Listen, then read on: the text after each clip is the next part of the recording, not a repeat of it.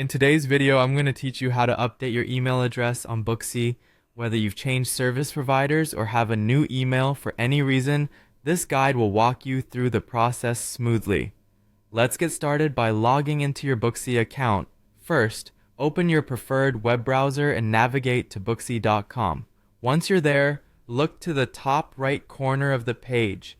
You'll find a button labeled Log In. Give that a click, and now you should see fields where you can enter your current email and password to access your account.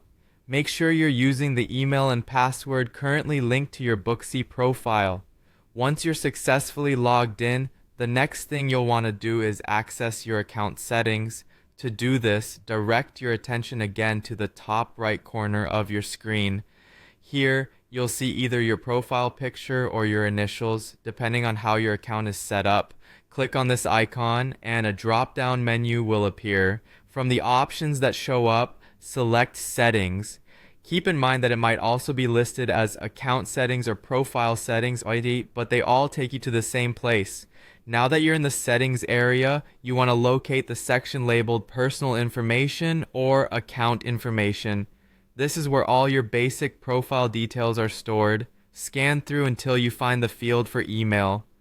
There should be an option to edit this information. It might look like the word edit, or it could be represented by a pencil icon located right beside your current email address. Clicking this will open up a field where you can enter your new email address. After you've inputted your new email address, it's important to confirm these changes. For security reasons, Booksy might prompt you to re-enter your password. This step ensures that it's genuinely you making these changes and protects your account from any unauthorized alterations. Once you've done that, look out for a confirmation email sent to your new address. Head over to your email inbox and you should see a message from Booksy.